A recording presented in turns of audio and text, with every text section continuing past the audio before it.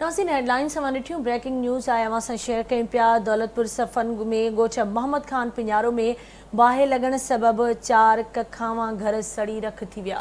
ॻोठाणनि पंहिंजी मदद पाण त हिते बाहि ते ज़ाब्तो आणण जी कोशिशि कई पर ज़ाब्तो न आहे आयो। ॻोठाणा हयातूं बचाए ॿाहिरि निकिता आहिनि। मुतासिर खुलियल आसमान हेठि बेआरो मददगार वेठल आहिनि। अहम ख़बर आहे तव्हांखे दौलतपुर सफ़न मां ॾियूं पिया। ॻोठ मोहम्मद खान पिञारो में बाहि लॻण सबबि 4 कखावां घर सड़ी रख थी विया आहिनि। ॻोठाणा पंहिंजी मदद पाण त हिते बाहि ते ज़ाब्तो आणण जी कोशिशि कई पर ज़ाब्तो न आयो।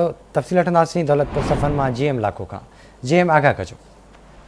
जी बिल्कुल ही दौलतपुर सफ़न लॻ ॻोठ मोहम्मद खान पिञारो में चुल्ह मां चिंग उथण सबबि घर खे बाहि लॻी वई, जेका वधी चइनि घरनि ते पुॼी वई। बाहि सबबि घरनि में पियल अलाह तला सड़ी वियो, जंहिंमें क़ीमती सामान कणिक जो अन्न ऐं बकरियूं वग़ैरह बि सड़ी पहुची वियूं आहिनि। जॾहिं त बर वक़्तु दौलतपुर फायर ब्रिगेड खे इतला ॾिनो वियो, जेके हिन वक़्त ताईं बि न पुॼी सघिया आहिनि, जंहिंजे करे हिन वक़्त ताईं 4 घर जेके से मुकमल सड़ी रख थी विया आहिनि। जी ठीकु आहे, मुंहिंजी महिरबानी जीएम तफ़सील खां आगाह करण जी।